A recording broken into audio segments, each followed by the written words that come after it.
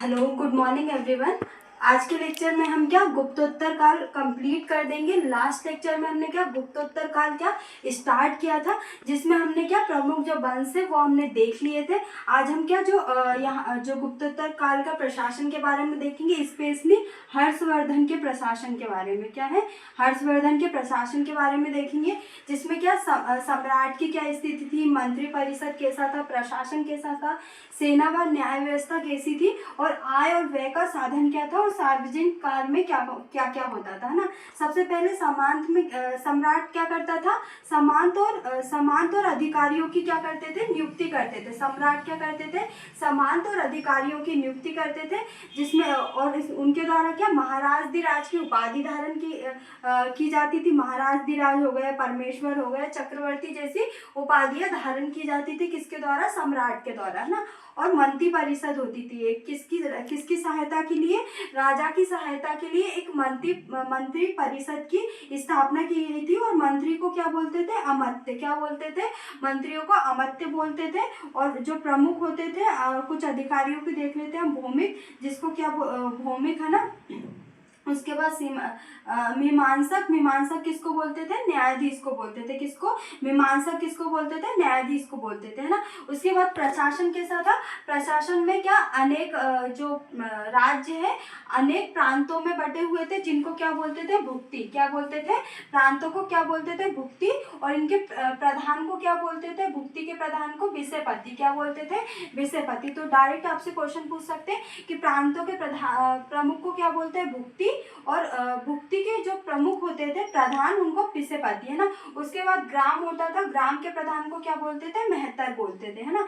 इसके बाद सेना और न्याय व्यवस्था कैसी थी, सेना क्या थी, विशाल सेना थी, जिसमें क्या पैदल थे, गजे थे और घुड़सवार थे, है ना। उसके बाद न्याय क्या था, न्याय कठोर था, जिसमें अंगे भंगे आदि का क्या दिया जाता था, दंड दिया जाता था, ना।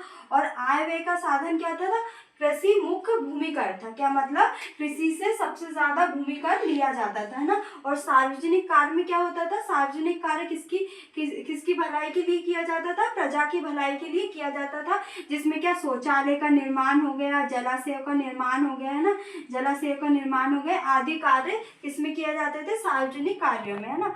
और ये देखेंगे कि हर्षवर्धन के समय क्या हेनसोंग भारत आया था। कौन आया था, हेनसोंग, जो कि क्या था, चीनी यात्री था। हेनसोंग भारत आया था। उसका विवरण भी पूछ सकते हैं, डायरेक्ट मेंस में क्वेश्चन आ सकता है कि हेनसोंग का भारत विवरण बताइए, है ना। तो ये भारत कब आए थे, 629 से 645 तक भारत में रहे।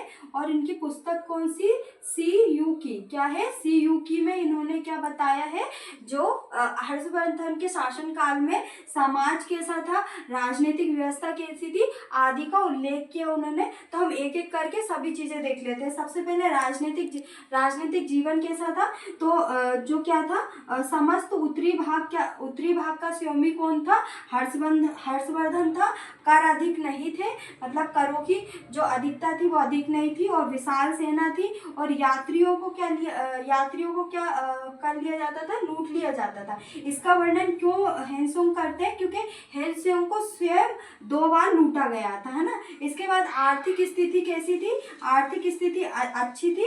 और उपज का कितने भाग वसूला जाता था, 1/6 भाग किसका वसूला जाता था, उपज का, ना। मतलब जितनी भी खेती की जाती थी, जितनी भी चीजें की जाती थी, उद्योग धंधे, उसका 1/6 भाग क्या वसूला जाता था, ना। और उद्योग धंधे क्या उन्नत अवस्था में था। और जो कन्नौज था वो उस समय क्या संपन्न राज्यों में एक था, ना। इसलिए सब लोग कन्नौज को प्राप्त करने के विजय में थे, है ना। मतलब कन्नौज को प्राप्त करना चाहते थे, है ना। इसके बाद हम देखेंगे कि हेनसोंग ने हर्षवर्धन के सामाजिक जीवन के बारे में क्या बताया, कि वर्ण और जाति व्यवस्था संगठित अवस्था में थी, है ना। वही है, ब्राह्मण है, क्षत्रिय, वैश्य है, शूद्र, है ना, यही चारों जाति थी। और अन्य भी जातियों का निर्माण हो गया था, है ना। बाल विवाह भी प्रचलित था, सती प्रथा भी प्रचलित थी। आदि क्या कुरीतियां क्या थी, विद्यमान थी, कहाँ पर, हर्षवर्धन के काल में, है ना। उसके बाद 5 विधाओं का ज्ञान दिया जाता था, 5 विधाओं की शिक्षा दी जाती थी, जिसमें क्या शब्द का ज्ञान, है ना, शिल्प का ज्ञान, है ना। और इसके बाद चिकित्सा का ज्ञान, है ना, अध्यात्म ज्ञान और किसका ज्ञान, विधा का ज्ञान है ना, विद्या का ज्ञान, विद्या का, किसका, शब्द का, शिल्प का। ये 2 मार्क्स में आपके पूछ सकते हैं कि 5 प्रकार की विधाओं के बारे में बताइए। तो शब्द है, शिल्प है, चिकित्सा है, अध्यात्म है और विद्या है ना। इसके बाद धार्मिक जीवन के बारे में देखेंगे तो क्या है, बौद्ध धर्म क्या उन्नत अवस्था में था, किसके काल में, हर्षवर्धन के काल में बौद्ध धर्म उन्नत अवस्था में था। और इसको क्या 18 शाखाओं में विभाजित किया गया था। और जो अन्य धर्म भी क्या थे, उन्नत थे, है ना।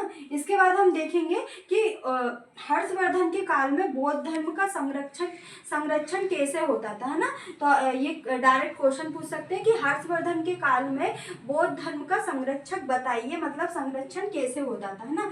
सबसे पहले क्या किया था हर्षवर्धन ने, कन्नौज में सभा का आयोजन किया था। संरक्षण के लिए क्या किया था, कन्नौज में एक सभा का आयोजन किया था, जो कि कब किया था, 643 में 43 में किया था। और ये कब तक चला था, 18 दिनों तक चला था, जिसमें राजाओं ने, भिक्षुओं ने, विद्वानों ने क्या लिया था, भाग लिया था ना। और बौद्ध प्रचारकों को प्रोत्साहित किया था, किसने, हर्षवर्धन ने। बौद्ध प्रचारक थे, मतलब जो प्रचार करते थे उनको क्या किया था, प्रोत्साहन किया था।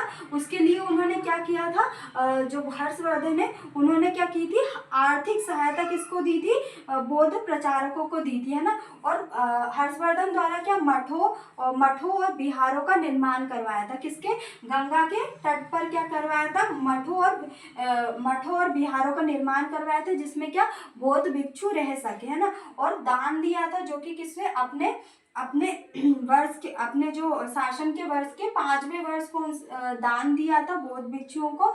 और अन्य कार्य क्या किया था, मांसाहार को बंद कर दिया था और कठोर दंड दिए थे। अगर कोई भी जीवों को नुकसान पहुंचाएगा तो उनको क्या कठोर दंड का प्रावधान किया था, किसने, हर्षवर्धन ने। तो मतलब बौद्ध धर्म के संरक्षक के रूप में भी हर्षवर्धन को जाना जाता है ना। ये मेंस में पूछा गया क्वेश्चन भी है, और ये आने वाले एग्जाम में भी ये पूछ सकते हैं ना। तो हम ये देख लेते हैं, आज हमारा मौर्योत्तर काल कंप्लीट हो गया है। तो हम देखते हैं कि हमने क्या क्या पढ़ा है मौर्योत्तर काल में, है ना।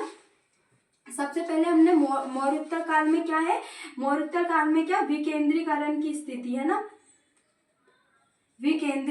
विकेंद्रीयकरण की स्थिति है ना, जिसमें अनेक छोटे छोटे राज्यों में बांटा गया है। जिसमें हमने देखा क्या, वल्लभी के मैत्रक, है ना, वल्लभी में क्या मैत्रक वंश, है ना, मैत्रक वंश, वल्लभी में मैत्रक वंश, है ना। और क्या पंजाब में क्या हूणों ने आक्रमण किया था, मध्य एशिया से आए थे। और मालवा पे क्या था, यशोवर्मन था।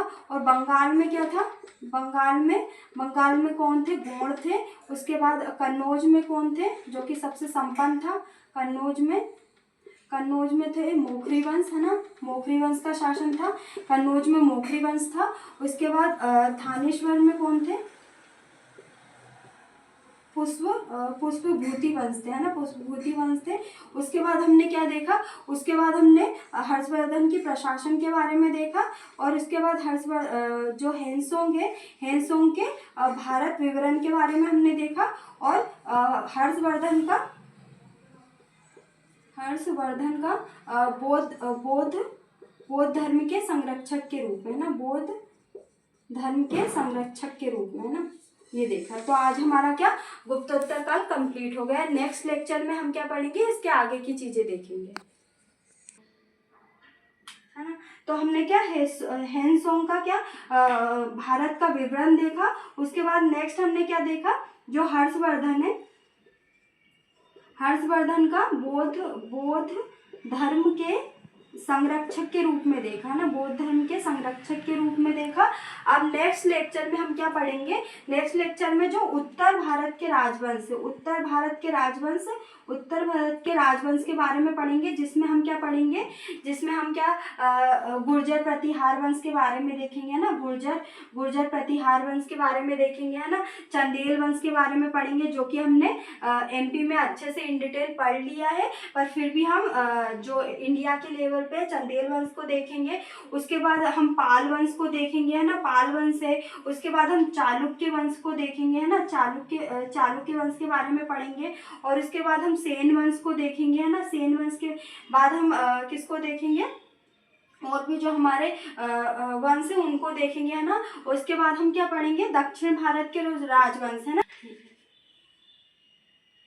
ठीक है, नेक्स्ट वीडियो में हम क्या उत्तर भारत के राजवंश को देखेंगे।